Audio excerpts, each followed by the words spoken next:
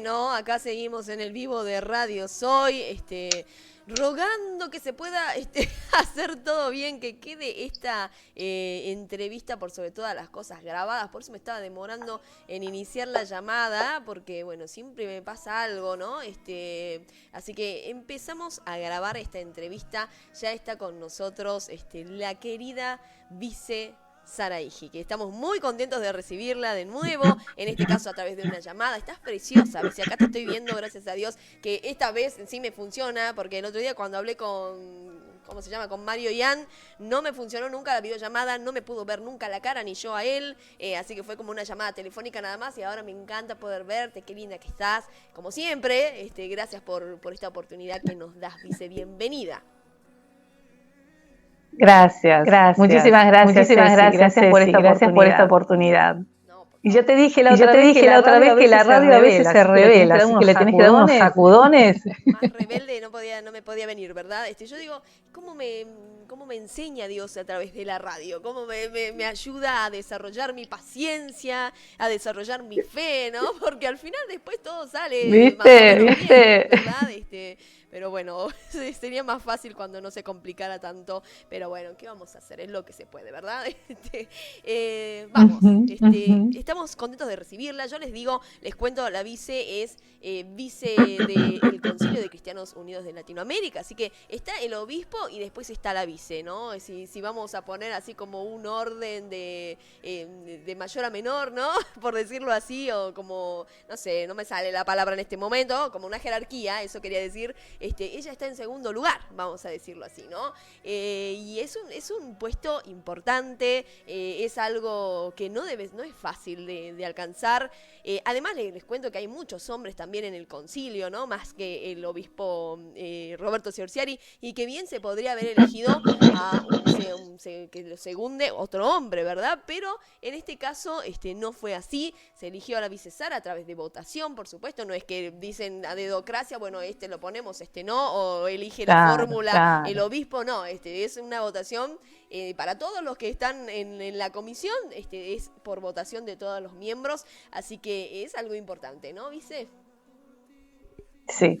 Por supuesto que sí. Y es un dato importante esto, que en nuestro concilio tanto los hombres como las mujeres tenemos las mismas oportunidades. No solamente que no es a dedo, sino que tampoco se descarta a alguien por ser mujer. Y que eso no pasa todavía en todos los lugares. Exactamente. Es algo que no pasa en todos los lugares, y menos cuando tiene que ver con instituciones religiosas. Claro. Si bien no nos gusta mucho la palabra religión, pero para que todo el mundo que esté escuchando del otro lado pueda comprender, en las instituciones religiosas es raro que se ponga con un cargo importante a una mujer. Es la realidad. Es la realidad, lamentablemente. Es cierto. No sé y eso pasa por una mala interpretación de la palabra, porque he escuchado, yo que soy cristiana desde chiquita, escuché muchísimas veces decir, la Biblia me avala para que la mujer esté recibiendo y el hombre esté enseñando. Entonces es una mala interpretación, porque eso no es lo que dice la Biblia, es lo que uno le hace decir a la Biblia.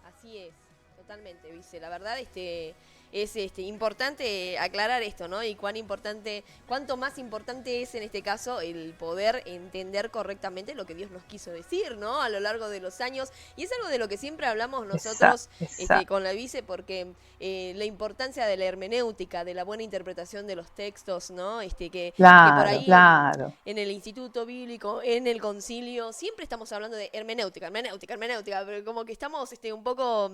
hay algunas personas que creen que ya somos cansadores, pero es tan importante poder tener una buena comprensión de textos. No es un capricho, ¿no? Que uno tiene, o que tiene el obispo, o que tiene la vice, o los que nos gusta estudiar. Y la verdad que a nadie no le cuesta estudiar. Todos tenemos el tiempo bastante complicado, todos tenemos nuestras responsabilidades afuera de lo que es el concilio, de un montón de cosas, pero bueno, hay que hacerse el tiempo si realmente queremos seguir en este camino, ¿no? Y siempre estamos hablando ahí de hermenéutica, que es lo único que es lo más importante, creemos nosotros desde el concilio, que es un poco estudiar por lo menos una sola cosa, que sería la hermenéutica para entender bien, nada más, no para recibirnos, no para obtener un título, no para decir mira qué groso que soy, lo que sé, sino para poder entender bien y también responsablemente así también darle a otros la información, ¿no? Porque también tenemos esa responsabilidad de compartir con los otros lo que sabemos y lo tenemos que hacer de la mejor manera posible.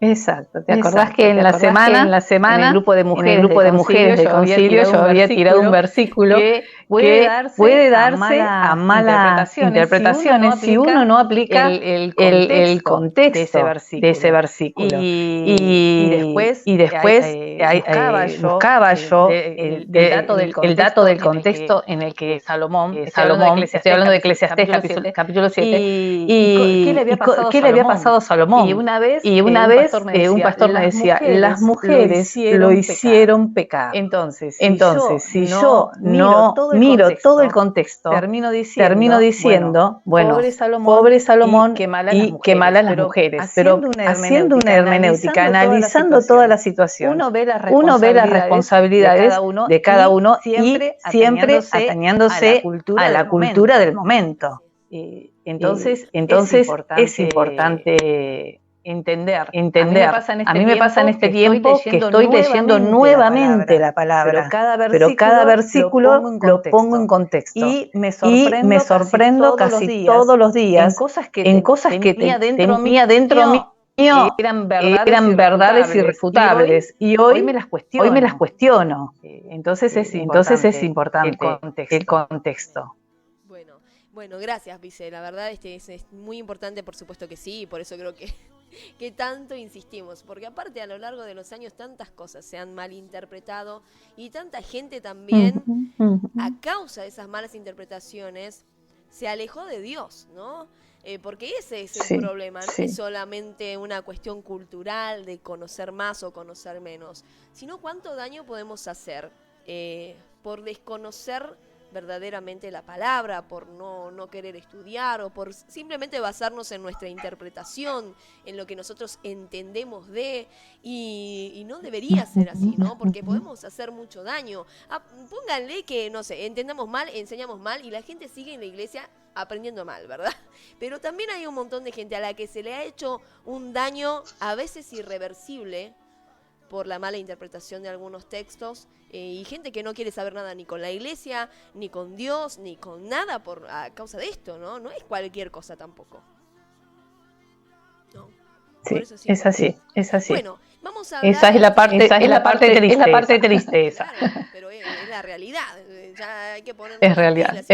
Si no nos gusta a nosotros simplemente estudiar y bueno, hay que pensar en el otro. Jesús nos mandó siempre una realidad que se puede remediar totalmente. Y no es nada difícil, la verdad. Eso no es solamente decir que sí, decir, bueno, sí, lo voy a hacer. No negarnos tanto y pensar en los obstáculos, sino tratar de ser en eso por lo menos positivo. Vamos a hablar ahora sí de lo que habíamos dicho que íbamos a hablar. Ayer hablábamos con la Vice, les cuento, decíamos, me decía ella, ¿y de qué querés hablar? ¿Qué tema puede ser? ¿Qué sé yo? Y le digo yo, bueno, no, lo que vos quieras, porque tiene tantas cosas para decirnos. Y decíamos, bueno, puede ser, me decía ella, esto de Salomón, o bien de Jesús. Y la verdad que yo siempre lo prefiero a Jesús. Salomón ya está, hizo todo mal, pero ya fue eso, ¿no? Pero qué bueno que es poder hablarle a la gente de Jesús y que otra persona le pueda hablar a la gente de Jesús, porque por a mí me escuchan todos los días, bien o mal que hable con el poco conocimiento que pueda tener, pero es distinto cuando se escuchan otras voces, ¿no? A veces hay personas que llegan a ciertos públicos y otras que llegamos a otros públicos, así que es buenísimo lo que vamos a compartir hoy, seguramente tengo toda la fe puesta en eso, así que adelante, Vice, con lo que nos quiera contar.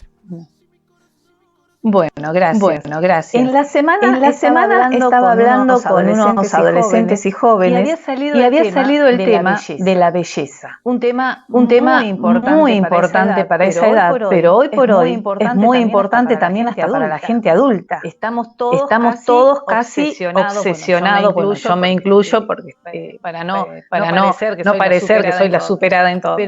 Pero estamos casi todas las personas, todas las edades, casi obsesionados con la belleza, con los modelos de belleza. Y ellos decían que ni siquiera era algo que a todos les gustaba, pero si la sociedad te impone un modelo de belleza y no seguís ese modelo, entonces se te acortan, quedás afuera de muchas posibilidades. Y así que sí o sí te lleva a seguir esos modelos.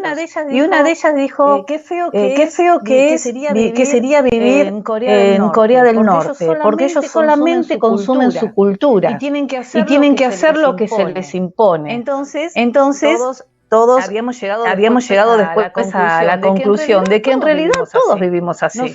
Nosotros creemos que nadie nos impone nada. Yo me visto como quiero, yo hago lo que quiero. Pero estamos en realidad copiando lo que nos dice nuestra propia sociedad o la sociedad universal. Entonces estamos siempre tratando de mejorar exteriormente para encajar, para ser iguales a los demás o para sobresalir. Y cuando vemos a alguien que cumple esos modelos, decimos qué suerte que tiene, todo le es fácil. Y no nos imaginamos que también sufre, tiene trauma, tiene complejos, porque basamos todo en lo físico. Y escuchaba a un cirujano plástico hace unos días que hablando de esto, de los modelos de belleza, él decía que cuando hace muchos años atrás, cuando él estaba ejerciendo la medicina, las mujeres iban a su consultorio para sacarse busto. Porque la moda era ser muy flaquitas, menuditas, ser proporcionales al peso. Entonces toda la sociedad iba en base atrás de ese modelo. Hoy el modelo es diferente. Y así uno tratando de llegar a esos estándares se siente frustrado. Y le va poniendo el foco de la importancia en lo exterior. Entonces yo me puse a pensar, nosotros como cristianos, como hijos de Dios, tenemos nuestro modelo único, perfecto, a Jesucristo. Él es nuestro modelo a seguir. Y la palabra dice, debemos seguir sus pisadas, que tenemos que parecernos cada vez más a Él. Entonces hay alabanzas, precioso Jesucristo, la belleza de Cristo que mora en mí, cuán bello es el Señor. Entonces me fui a la palabra. Quiero ver, porque a mí, con todo el conocimiento que yo tengo, que no es mucho de la palabra, me suena a que Jesús no es si viniera hoy, no lo contratarían como modelo. Me suena a un Jesús que es más bien rústico, con una piel quemada por el sol, por la actividad que tenía. Y me fui a la palabra. Y encontré en Isaías capítulo 53, versículo 2, que dice que él no tenía atractivo, no tenía belleza. Para que no lo deseáramos, no nos fijáramos en su belleza exterior. Como seres humanos nos fijamos en lo que vemos. Y después pasamos, cuando alguien se enamora, el primer impacto es lo físico, lo que está viendo. Después uno va enamorándose del interior. Entonces la palabra dice que Jesús no tenía belleza. O sea que él no cumplía el modelo de belleza que impone esta sociedad o la sociedad en cualquier parte del mundo. Y hablaba con los chicos y les decía, belleza exterior hay diversa, hay mucha, porque Dios así lo quiso. Y así hay gustos para todos.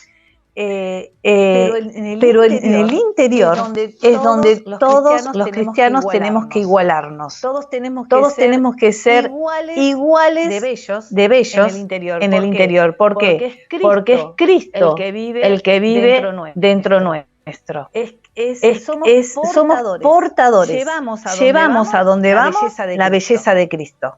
Cuando charlamos, cuando trabajamos, cuando vacacionamos, en todo lugar llevamos la imagen de Cristo, la belleza de Cristo, la vida de Cristo. Entonces, exteriormente podemos ser muy diferentes, cada uno como quiere o como nació. Pero interiormente tenemos que ser todos iguales, porque portamos la belleza de Cristo, que ya vimos que no era física.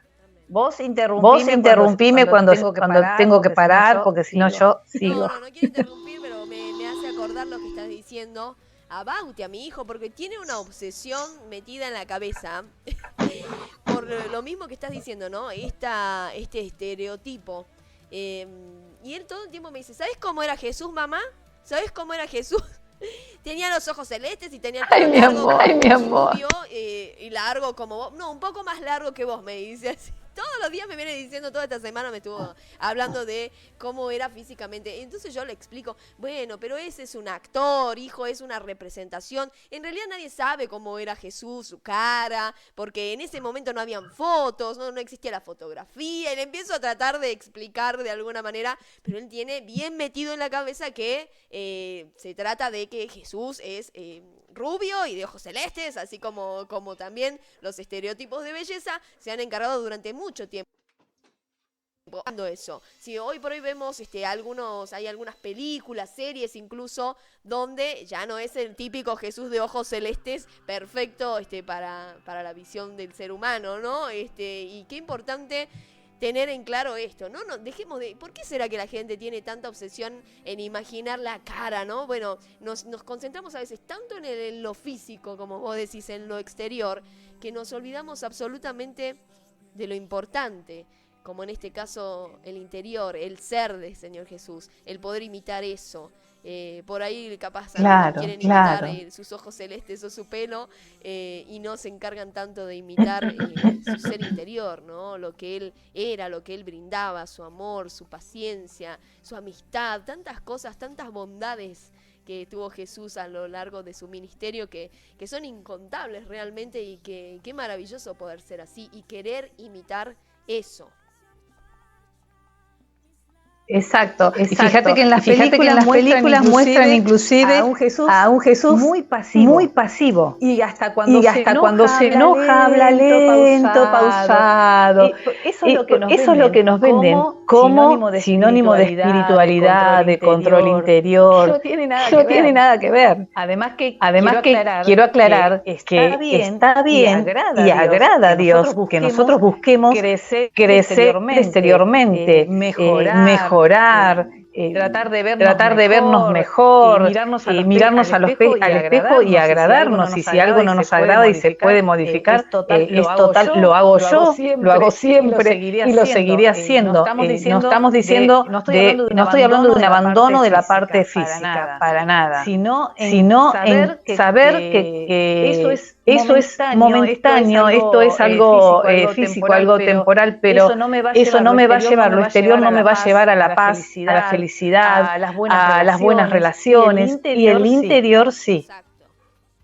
Bueno, pero hay una creencia, esa creencia, ¿no? De que vas a poder lograr todo con un buen aspecto físico. Incluso vas a buscar un trabajo y tenés que tener buena presencia, ¿no? En donde sea que querés ser aceptada, lo primero que lamentablemente surge es el tema de la buena presencia, que no sé qué es una buena presencia, ¿no?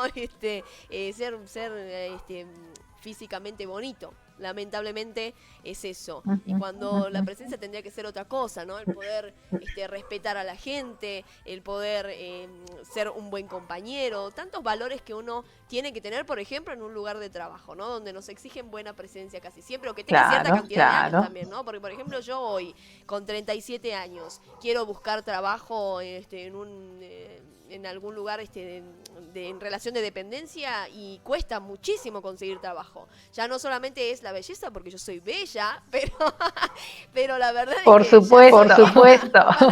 Para los estándares ya soy una persona grande, así que no solamente es la belleza física, sino también, bueno, tantas cosas que se nos han cargado, que la sociedad se ha encargado de ponernos encima, ¿no?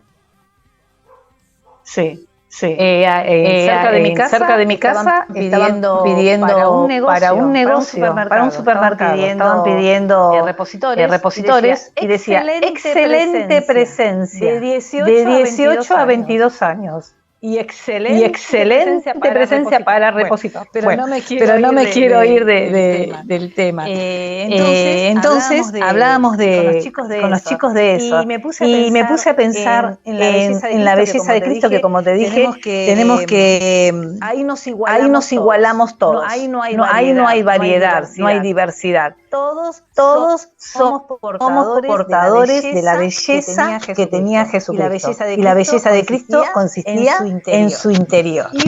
Y uno de los rasgos de esa gran belleza que tenía Cristo, abundante belleza que tenía Cristo, es la de la solidaridad, del ayudar, del compartir.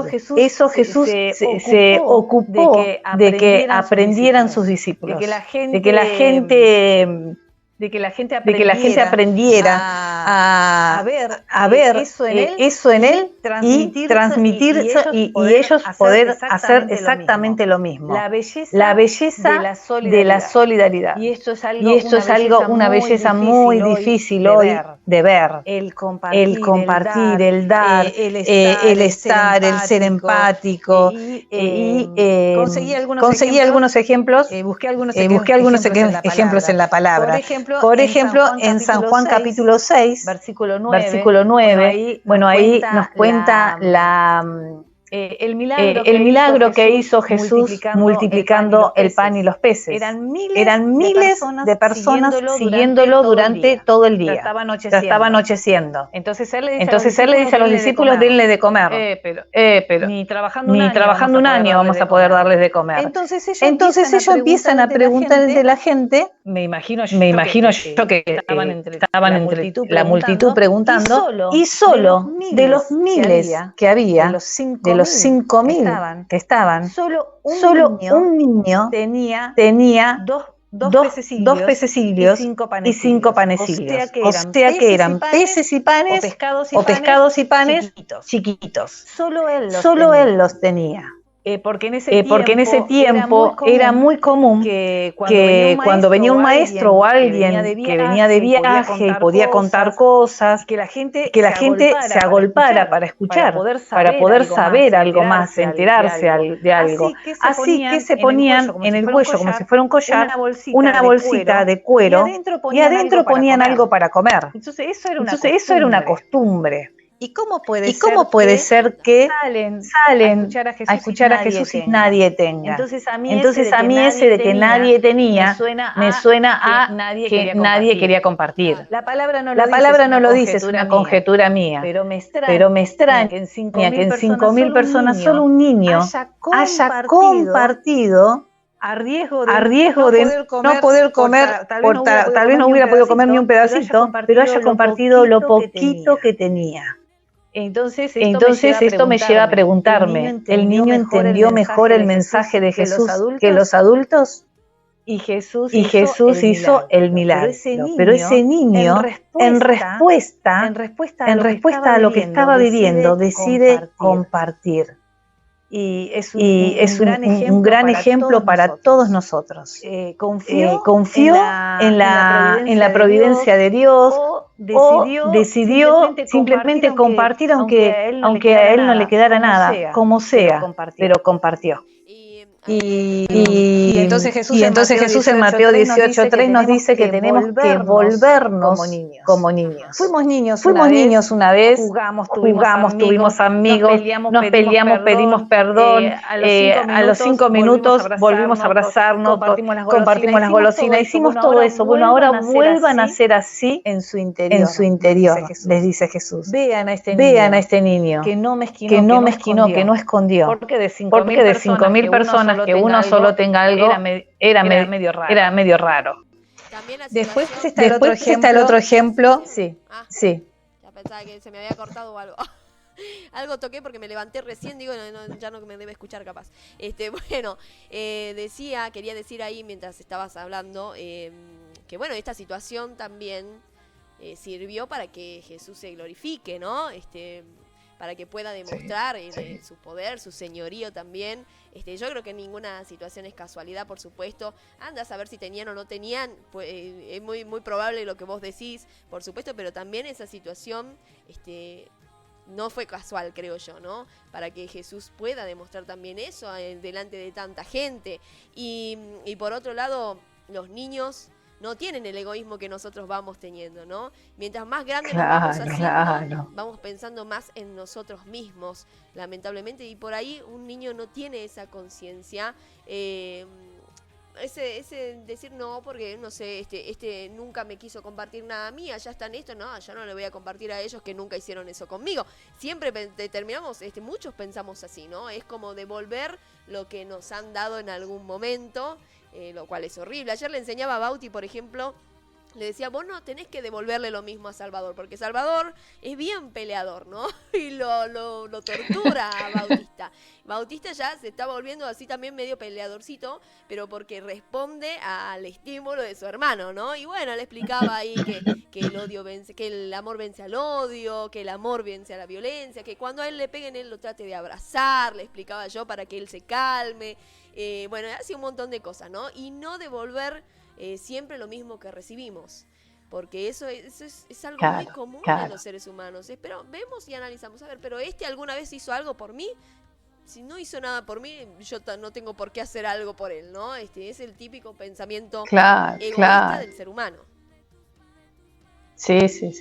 Porque como seres humanos tendemos al egoísmo. Vos hablas de tus nenes que son chiquitos, pero aún más chiquitos, el nene ya tiende a pegar, a devolver, tiende a agarrar todas las galletitas para él. Tenemos esa tendencia humana. Entonces el ser solidario es algo que se debe aprender, no nace con nosotros. Y cuando más crecemos, más nos alejamos de eso. Cuando más chicos somos, es más probable que sean solidarios. Pero al ir creciendo, como vos decís, nos volvemos más mezquinos. Usamos el razonamiento para calcular. Conozco un pastor que dice que el cristiano se tiene que convertir 2 veces. La primera vez se tiene que convertir a Cristo. Y la segunda vez tiene que convertir su bolsillo.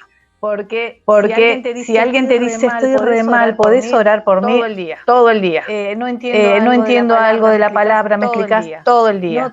No tengo plata, me podés prestar plata. Y no sé, después te contesto. Cuesta más compartir las cosas que tenemos. Y cuánto más si estamos lejos de casa, es tema de alimentos. O sea, yo no es que no entiendo la situación de estas 5.000 personas, pero ellos todavía no lo veían a Cristo, como bien vos decís, no veían la gloria y el poder de Cristo. Y tal vez el niño haya visto algo más de lo que veían los adultos. Seguramente. No tienen la mente tan contaminada los niños, creen más fácil todo. Exacto. Y después está el ejemplo de la samaritana. Un ejemplo hermoso, Juan capítulo 4. Jesús pasa por ahí, ella estaba sacando agua al mediodía, cosa rarísima, porque como en esa zona el calor es tan intenso, las cosas se hacen bien temprano. Jesús venía de hacer su labor y estaba hambriento, pero los discípulos se habían ido a buscar algo para comer porque tenían todos hambre, y él empieza a hablar con ella. Y él la lleva a que ella vea que ese Mesías que estaba esperando hace tanto tiempo era él. Y inclusive le habla de su vida personal. Había tenido 5 maridos. Y Jesús le dice, a pesar de todo lo que sos, y de esto habíamos hablado en estos días también en el grupo de mujeres, a pesar de lo que sos, yo te amo, yo te elijo, porque fue una de las poquísimas personas que reconocen a Jesús como el Mesías. Y a mí lo que me llama la atención es, ella recibe ese perdón, esa salvación por parte de Jesús y responde a esa belleza que está viendo en Jesús. Jesús a ella le da, le transforma toda la vida. Y ella responde inmediatamente a ese amor de Jesús y va corriendo a la ciudad, o va a la ciudad.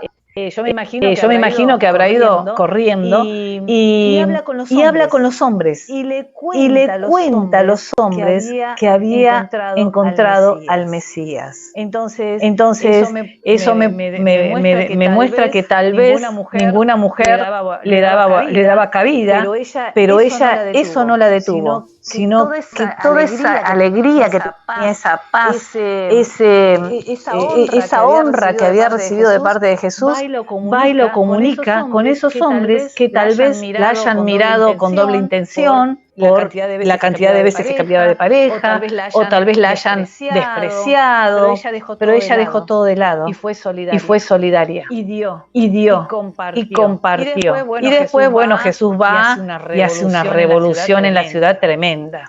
Pero acá esta samaritana, sí.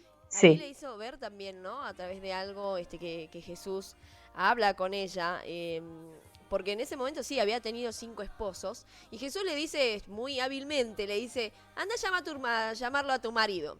Y la señora le contesta, yo no tengo marido, pero andaba con uno. O sea, no era una persona arrepentida, que se había limpiado, que había pedido perdón, que quería ya cambiar su vida. No, era una persona que estaba en actual pecado en el mismo momento en el que estaba hablando con Jesús. Y Jesús le dice, llama a tu marido. No, yo no tengo marido. Y le contesta Jesús, sí, porque el que tienes ahora ni siquiera es tu marido. Y le dice así como diciendo, yo sé todo. Y le da una gran muestra de su poder. Ella dice, debes ser un profeta vos, le dice así, ¿no? Claro. Adivina, por así decirlo, lo que ella estaba viviendo, porque sabía todo, por supuesto, y le muestra su poderío, su señorío, ahí también él a la samaritana, ¿no? Y qué muestra tan grande. Claro. Para que no crea. Y Jesús le dice también, bueno, esto sí lo decís con verdad. Se ve que era medio mentirosa. Que le dice, bueno, por fin decís la verdad. O sea, cosas buenas tendría, pero pocas. Lo que Jesús le estaba marcando era, mira, sea responsable de tus actos. Yo te amo a pesar de. Pero Jesús quiere que nos hagamos responsables de lo que somos y de lo que hacemos. Y después como ella se queda tan asombrada y tan impactada con Jesús, ahí baja la guardia y empieza a entender y empieza a ir para el lado que la quería llevar Jesús. Jesús se quería revelar a ella, quería transformar su vida. Y también Jesús era Dios, entonces sabía lo que ella, con la influencia que tenía, con la descaradez que tenía, iba a llevar ese evangelio a los lugares que una mujer decente en esa época, una mujer de familia no iba a ser. Entonces para el Señor no hay gente que sea tan mala como para no poder transformarla y que no pueda usarla para su gloria. Es una hermosa historia. Amén. Y lo importante, ¿no? También entender, me llama la atención la palabra mala, que la usamos tanto, pero la palabra de Dios dice, Jesús dice que vino a salvar a los enfermos, no dice a los pecadores, a los malos, a los pecadores. Dice a los enfermos. Toma el pecado como una enfermedad, ¿no? Y él quiere sanarnos. Por eso siempre dice, cada vez que va liberando a alguien, ¿no? Tus pecados son perdonados, pero son sanadas las personas también, ¿no? Entonces es como yo tengo el convencimiento de que las personas no es maldad. Sí hay gente que hace todo con la intención de hacer daño, ¿verdad? Pero ¿por qué? ¿Por qué? ¿De dónde surge eso, no? ¿Cuál es la enfermedad espiritual que uno tiene que ha provocado esto? Ayer hablaba con Cristian Mainero anoche un poco, porque le mandaba unos mensajes ahí cuando contaba esa situación que contó, y él me decía que él habla con los presos, ahí donde está, y que ellos se sorprenden de que alguien se interese por ellos, como si nunca jamás alguien se hubiera interesado por su persona. Y terminan así, delinquiendo muchas veces las personas, porque tienen esas enfermedades espirituales, esa falta de amor, esa falta de perdón, bueno, los rencores, todo lo que hablamos, pero principalmente la falta de amor que la gente tiene, ¿no? Todos, muchos de nosotros hemos tenido en algún momento. Algunos descubrimos que Jesús nos ama tanto que entregó su vida y entonces ya no importa nada más del mundo, ¿no? Ni siquiera el amor de la gente que uno más quiere. Sí, tiene importancia, pero no tanta ya, ¿no? Uno cambia totalmente la visión. Pero qué importante entender eso, que Jesús nos ve como personas enfermas, a quienes quieren saber. Sí. Y el pecado, ¿no? Para nosotros hacemos diferencia entre pecado y pecado. Pero Dios mira el pecado.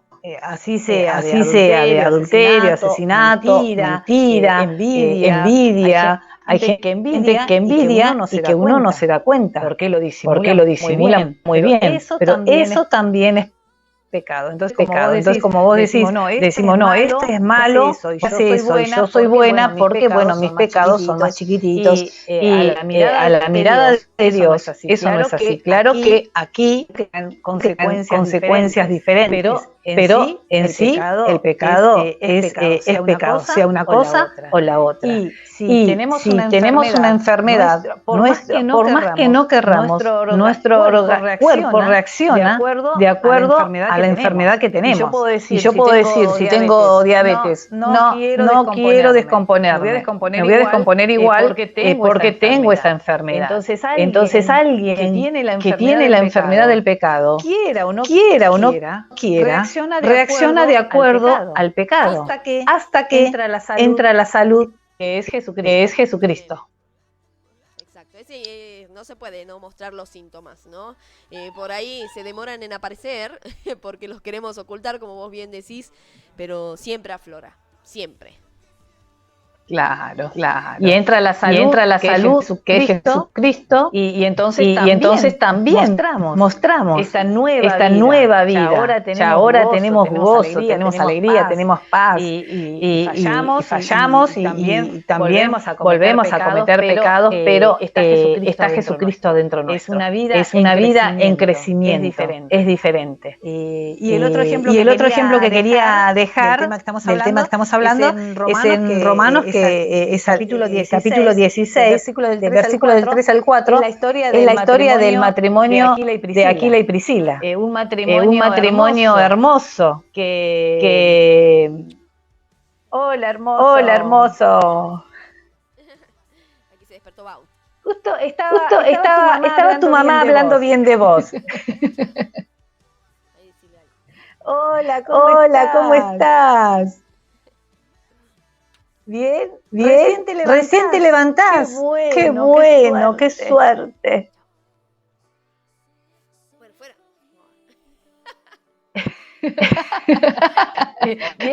Bien pedagógica. Entonces Aquila y Priscila tenían su casa en Roma y el emperador empieza a echar a los cristianos y pierden todo. Pierden su casa, pierden su familia, si los tenían ahí, pierden sus amigos, la gente del barrio, todo. Y tienen que irse a vivir a Corintios, una ciudad muy pecadora, y allí conocen a Pablo. Y dice que el matrimonio Aquila y Priscila trabajaban haciendo carpas. Cuando conocen a Pablo, Pablo predicando, lo ven predicar, ven el don que tenía, el ministerio que tenía, y empiezan para poder sobrevivir los tres juntos a hacer carpas, a coser. Y yo me pongo a pensar en la tela que se usaba y que se usa para hacer las carpas. ¿Cómo te quedaría la yema de los dedos de hacer fuerza con las agujas? Y se ponen los tres a hacer ese trabajo. Entonces esto me llevó a recordar que Pablo dice que creció a los pies de Gamaliel, un doctor en leyes, tal vez el más importante de la época. Y así que empecé a indagar sobre eso. ¿Cómo puede ser que Pablo supiera este oficio si él era un fariseo, un erudito, un conocedor de las Escrituras? Y en ese tiempo, mientras lo estudiaban la palabra y se instruían, se les enseñaba un oficio, por si lo necesitaba en algún momento. Y vaya si Pablo lo necesitó, porque ya de adulto empezó, gracias a este oficio comía y pudo unirse a este matrimonio. Aunque no por mucho tiempo, porque el matrimonio, al ver, como les decía, al ver el ministerio de Pablo, decidieron de que Pablo solo se dedicara a predicar y ellos seguían cosiendo para mantenerse los tres. Y ahí veo la solidaridad de Aquila y Priscila, que habían entendido el mensaje de Dios, habían visto la belleza de Cristo y decidieron mostrarla. Decidieron mostrar la belleza de la solidaridad, del dar, del compartir, del sostener económicamente a Pablo para que él pudiera dedicarse a predicar el Evangelio. Y ojo que esto lo hacían en una sociedad tremenda, inmoral, egoísta. Porque a veces decimos, sí, pero vos no sabés el barrio que yo vivo, sí, pero vos no sabés la familia que yo tengo, si los conocieras. No importa el contexto. La palabra es personal. Como cuando Jesús dijo, si tu ojo te es ocasión de caer, le habla a la persona. No dice, fíjate que si las chicas te provocan o si los muchachos te incitan. No, lo que hacemos es decisión personal. Y entonces veía en este matrimonio esa belleza de Cristo en ellos y cómo eran tan atentos con Pablo. Porque, como te decía hace un rato, una cosa es orar por alguien y otra cosa es poner la mano en el bolsillo o darle parte de tu trabajo.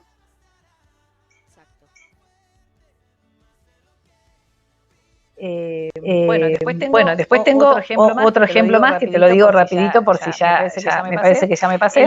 En Lucas capítulo 17, del 11 al 19, está también esta historia que es re interesante. Jesús va entrando a la ciudad y a lo lejos, porque no se podían acercar, 10 leprosos. Y suplicando, rogando, como hacemos nosotros cuando tenemos un problema grande, lloramos y prometemos de todo a Jesús y hace el milagro. Bueno, Jesús le dice, vayan a mostrarse al sacerdote porque era lo que se acostumbraba, era la ley.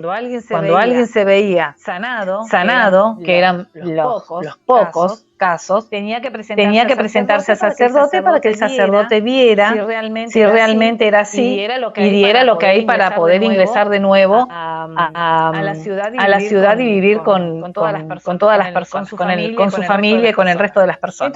Entonces Jesús les dice, vayan a mostrarse al sacerdote. Y mientras ellos iban, o sea que obediencia no les faltó, fe tampoco, mientras ellos iban, son sanados en el camino. Y 9 siguen de largo, siguen su recorrido. Pero uno solo, que era samaritano, vuelve a los gritos, gloria a Dios, gracias. Dice que se arrodilla dándole gracias a Dios, a Jesús por ese milagro. Entonces este único de entre los 10 entendió el agradecimiento. Respondió al favor, al milagro que Jesús había hecho. Y creo que fue el único que mostró la belleza de Cristo. Porque Cristo, en su ministerio acá en la tierra, en la palabra, encontramos que oraba al Padre y le daba gracias, siendo que Él también era Dios. Pero como hijo le daba gracias a Dios, se comunicaba con Dios, le pedía a Dios. Entonces este leproso sanado le da gracias a Dios, le da a Jesús y le da honra y se inclina y mostrando así la belleza de Cristo. Porque esa es la hermosura, una faceta de la hermosura interior que tenía Cristo.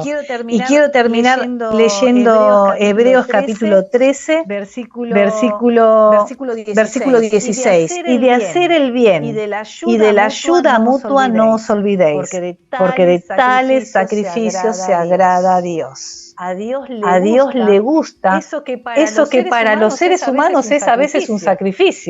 Que el hacer bien, el ser solidarios, el compartir. A veces lo hacemos porque es el Día de la Madre, hicimos un evento en la iglesia, estamos felices y es fácil. Pero otras veces nos cuesta. Pero a Dios le agrada que lo hagamos aún a la fuerza o sacrificándonos, pero igual lo hacemos y a Dios le agrada, porque Él entiende nuestra humanidad. Él sabe de nuestros pecados, de nuestros esfuerzos, de nuestro egoísmo, y Él nos comprende y ve nuestro esfuerzo y le agrada. Entonces Jesús, como vuelvo a decir lo que dije al principio, tenemos a Jesús y en esta belleza interior nos igualamos todos los cristianos, ahí no hay diversidad, ahí somos todos iguales. Tenemos a Cristo, entonces somos personas agradecidas, debemos ir por ese camino para crecer en eso, en el ser solidarios, porque esa era parte de la belleza de Cristo. Y la tenemos todos, solo tenemos que trabajarla. A algunos les cuesta un poquito más que a otros.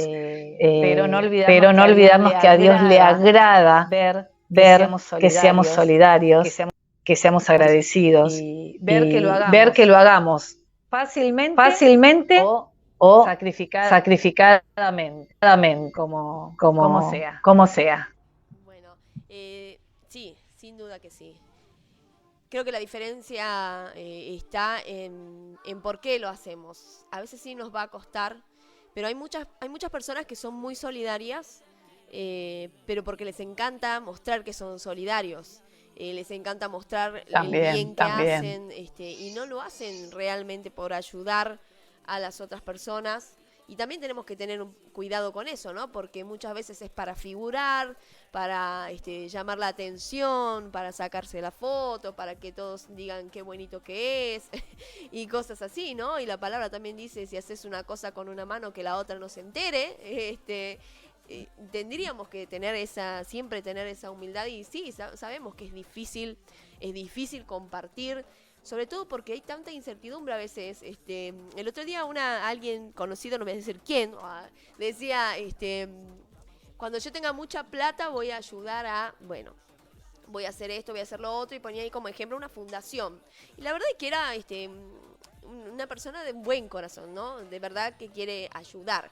Y otra persona decía, pero no hace falta tanta plata, está bueno si con lo que uno tiene puede ayudar, ¿no? Aunque sea una persona, aunque sea una palabra, aunque sea la compañía, bueno. Pero hablando de lo material, ¿no? Ella decía ayudar a mucha gente, ¿no? No sé, tipo un Dante Gebel, por dar un ejemplo, viste, que hace un montón de donaciones y qué sé yo.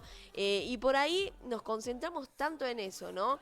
Pero ¿con qué corazón se hace? ¿Con qué objetivo se hace? Si es realmente para ayudar al necesitado, o por nosotros mismos y seguimos ahí con el egoísmo, ¿no? De lo que hablábamos al principio. Aunque ayudamos a otros, lo hacemos por egoísmo. Aunque damos un montón capaz, lo hacemos por egoísmo, porque es para nuestra vanagloria, para el placer propio que sentimos de decir qué buena que soy, qué buena persona. Entonces, con eso también hay que estar atentos siempre. Claro, por supuesto, porque aparte la palabra dice, las buenas obras que no se hacen con amor, Dios las rechaza. Lo que no significa que digamos, bueno, hasta que yo no crezca en esta área, no voy a hacer más buenas obras, no. Ayuda y es bueno para tu prójimo. Pero si vos querés ganar algo con Dios, haciendo eso, ahí vas mal. Así no son las cosas. Pero para trabajar, como vos decías recién, es algo que sobre lo que tenemos que trabajar para poder desarrollarlo. Ayer, por ejemplo, Lucas, nuestro pastor, decía en la reunión, decía, yo, por ejemplo, los varones, bueno, hablaba del hombre como le llamaba la atención lo visual, ¿no? La mujer, lo físico. Y decías, yo veo que viene una chica a 200 metros, a 2 cuadras de distancia, ya corro la cabeza para evitar ver, ¿no? Porque sabe que es un hombre y que tiene debilidades igual que cualquiera de nosotros. Y por ahí tenemos la estupidez en la cabeza, la tontera de ahí en la mente, de que no nos pasan cosas. De que, por ejemplo, porque seamos cristianos o porque seas un pastor, por ejemplo, en este caso, ya directamente no tenés ganas de verlo, nada, o ves y no te pasa nada, ves un par de lolas o una cola y no te pasa nada, es como si fueses nada, no tuvieras nada de sentimientos. Y igual con este tema, ¿no? Uno se tiene que esforzar para hacer lo que a Dios le agrada. Por supuesto que sí. Y después ya te va a salir natural, supongo, ¿no? Y ya aprendés a disfrutar de eso y entendés eso lo importante que es, ¿no? Exacto. Por ahí está el otro extremo también, que esto es lo que vos decías, creer que ahora que soy cristiano ya mis debilidades desaparecieron. Y seguís siendo la misma persona. Seguís siendo exactamente la misma, con la diferencia de que ahora está Cristo y tenés la oportunidad de ir creciendo y de ir venciendo. Pero Cristo no anula tu voluntad. Cristo no anula tu temperamento, no anula tu naturaleza humana débil. Para nada. Porque si nos hiciera una transformación total de un día para el otro, entonces ¿cómo muestra Él su poder? ¿Cómo Él puede trabajar dentro nuestro? De golpe ya nos transformamos en seres extraterrestres. Al contrario, seguimos siendo nosotros nada más ni nada menos que está Cristo. Y a medida que vamos trabajando nuestra voluntad, vamos transformándonos. Y también está el otro extremo, que escuché varias veces. Jesús sabe, Dios sabe que cómo me creó, porque Él me creó así. Yo tengo esta naturaleza humana, soy débil y lo amo a Él, pero sabe que esta es mi debilidad. Mi debilidad que puede ser la comida, que puede ser las mujeres, que puede ser los hombres, lo que sea. Esta es mi debilidad y entonces siempre caigo. Vez tras vez estoy cayendo hasta que me lleve de este mundo. Ahí recién voy a ser perfecto. Entonces eso tampoco es, porque tampoco debería ser así, porque eso es acomodarnos y no trabajar en nuestro interior. Entonces yo sé que en tal lugar está ese hombre que a mí me está llamando mucho la atención. Entonces como decía el pastor Lucas, 2 cuadras antes me voy por otro lado. Pero si yo voy porque soy cristiana y porque Dios sabe de mi debilidad y bueno, ¿qué va a hacer? Y la gracia de Dios me va a perdonar. Si estoy calculando, ahí es donde estamos. Le faltamos el respeto a Dios, donde ya no tenemos temor de Dios. Porque la palabra bien claramente nos habla de sacrificarnos, de negarnos. Pablo dice que con Cristo estoy juntamente crucificado. Él crucificaba sus deseos, su yo. Porque él conocía su interior, por algo dijo, soy el pecador número uno. Pero entonces sabía que la única forma era crucificarse diariamente. Y que aún así le fallaba a Dios. Pero como él dice, gracias a Dios por Jesucristo. Entonces es algo que uno tiene que buscar el equilibrio. Ni una cosa ni la otra. Ambas no son reales. De creer que ahora yo ya soy perfecto o de dejar que como soy humano Dios me entiende y bueno, me perdona todo. Ambas cosas no son las correctas. Me haces acordar un poco, ayer estaba viendo un vivo de una chica que sigo en Instagram, se llama Milagro Díaz. Esta chica venezolana es.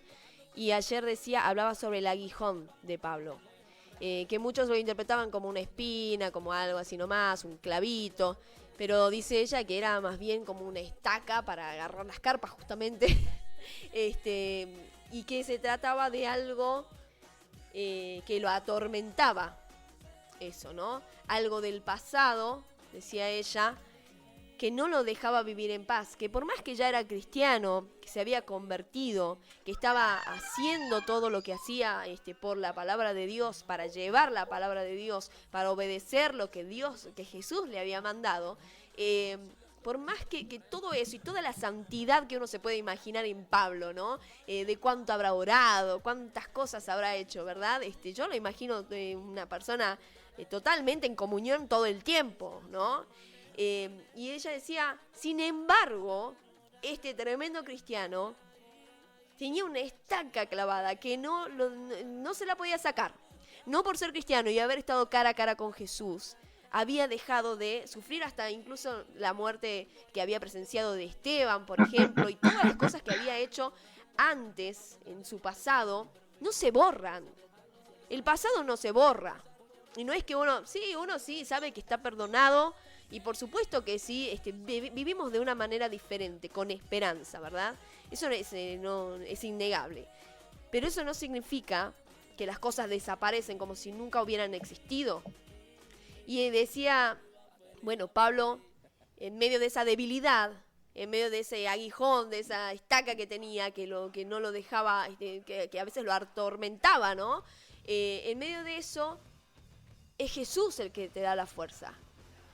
Es Jesús, la presencia de Jesús en tu vida el que te da la fuerza para seguir adelante, para persistir con eso, ¿no?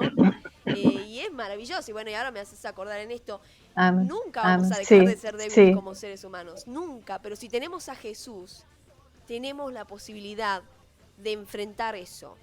Cada cosa que a cada uno de nosotros nos atormenta. Exacto. Imagínate si Pablo no hubiera tenido esas debilidades. Tal vez no hubiera orado de la forma que él oraba. Él dijo, oren sin cesar. Oren orando en todo tiempo, en todo momento. Porque es la única forma. Entonces, si yo soy, o el diablo me hace creer que ya soy una superada, estoy en graves problemas. Porque ya no necesito que el poder de Dios esté obrando continuamente en mí. Porque ya lo superé. Entonces eso es algo, y mira, una vez escuché, me dijo a mí un muchacho cristiano, que él era pocas las tentaciones que tenía, porque había superado casi todas, me dijo, casi todas. No digo que sea Jesucristo, pero soy muy parecido. Y yo agarré y le dije, te invito a que vengas a la iglesia, pero los días de estudio bíblico. Vamos a estudiar la palabra, porque creo que la estás interpretando mal.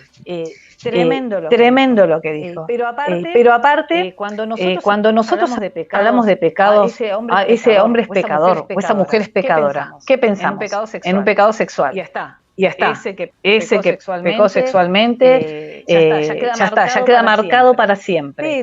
Pero es interesante notar que en la época de Jesucristo, cuando se hablaba de un pecador o de una pecadora, porque la palabra misma dice una mujer pecadora, no solamente se refiere al pecado sexual, también se consideraba pecadores a los que eran mentirosos, que se comprobaba que mentían mucho, o a los que robaban. ellos ampliaban ese término y no estaba abocado solo a lo sexual.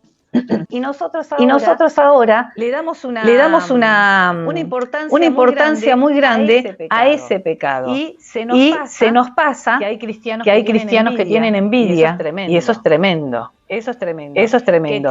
Que tiran mala onda disfrazado de buena onda. Y que están aprovechándose, conozco varios que se aprovecharon económicamente de la inocencia de otros cristianos y estafaron económicamente. Y eso es tremendo también, pero no tan terrible como lo otro. Entonces el pecado es pecado sea cual sea. Nos lastima y lastima a los que nos rodean. Y todos los que tienen debilidad en la parte sexual, como los que tienen debilidad por mentir, o envidia, celos, que no pueden dormir pensando por qué yo no tengo eso, cómo lo hizo. Estaba caminando hace unos meses, me había encontrado con un cristiano. Y fuimos al centro comercial que está cerca de mi casa. Yo vivo en Cruce Castelar, Partido de Moreno. Hay un centro comercial y vemos que en una fiambrería estaban sacando todas las cosas de la fiambrería y las estaban cargando en una camioneta. Y nos dimos cuenta que cerraba el negocio, un negocio que no hacía ni un año que estaba abierto. Entonces este hombre que yo me lo había encontrado me dice, mira, cerró también, ¿cómo vas a abrir un negocio con esta economía? Y largó una carcajada.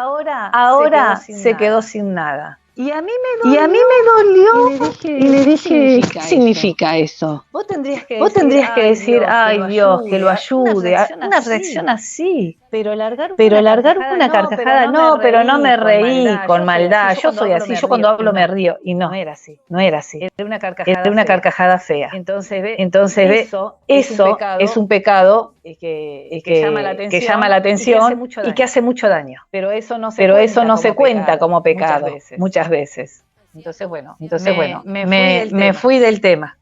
No, para nada, me parece que seguimos hablando más o menos de lo mismo.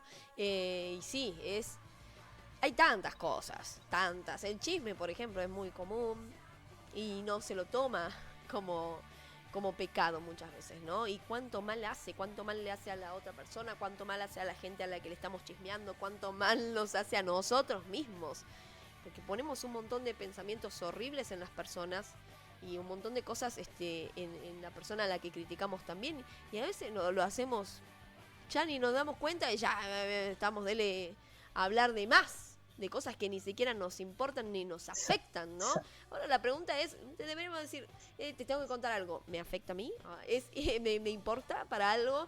Y ahí tratar de evitar un poco el tema que se habla de más, ¿no? Siempre hay muchas personas que todo el tiempo vienen y te hablan cosas que vos ni querés saber. Y a veces te hacen mal, muy mal. Hay cosas que por ahí te dicen para que oremos por esto. Pero a vos te destruye a veces saber algunas cosas que no querés saber de la gente o de la intimidad de algunas personas, ¿no? Exacto. Y así también nosotros vamos y hablamos de intimidad de otras personas que al otro le pueden hacer re mal y no nos damos cuenta del daño que puede hacer y no lo tomamos como un pecado. Y es un tremendo pecado que hace mucho daño, mucho más daño del que nosotros nos imaginamos. Exacto. Vos sabés que con respecto a ese tema, una vez hablaba con muchas veces recibí información que no tenía que haber recibido. Y cuando aprendí sobre ese tema dije, ay Dios mío, por favor, qué tremendo que es. Porque hay muchas intimidades muy tristes que se manejaban a nivel de cristianos que no tenía que haber sido así. Y las personas en cuestión, lastimadas, se fueron de la iglesia, avergonzadas cuando ellas eran las víctimas, no se tenían por qué ir.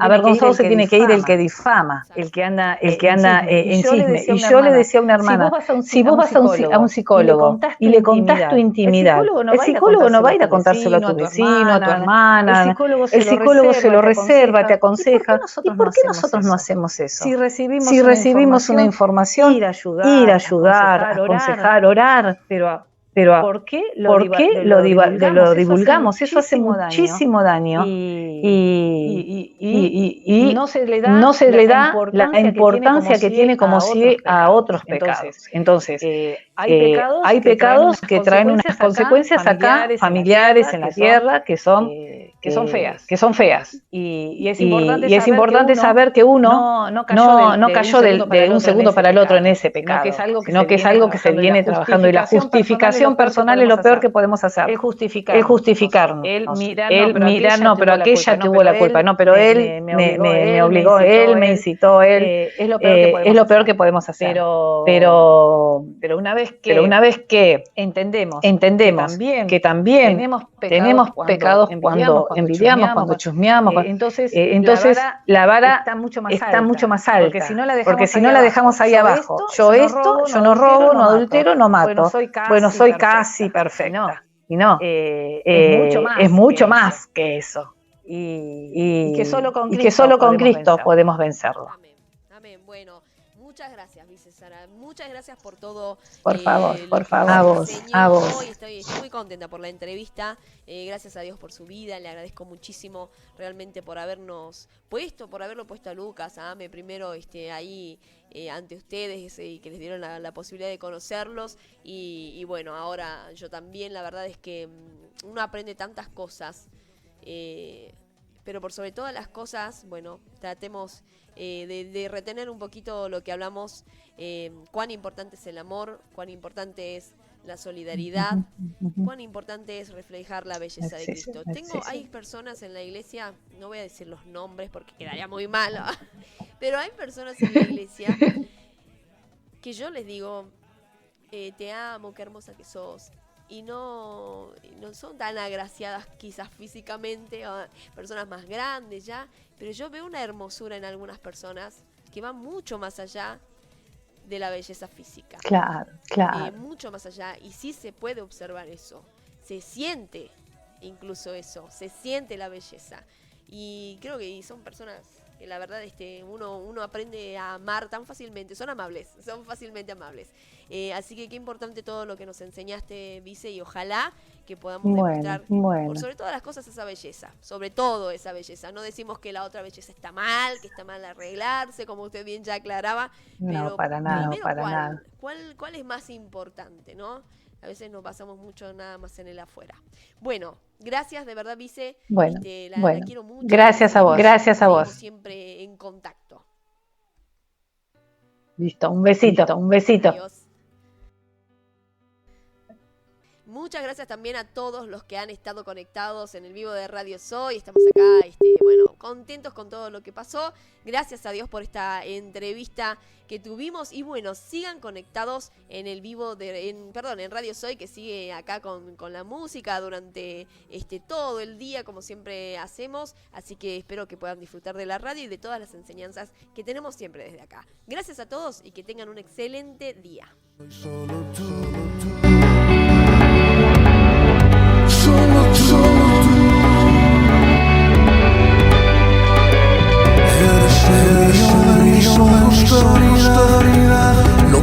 Lo que me trae descansar,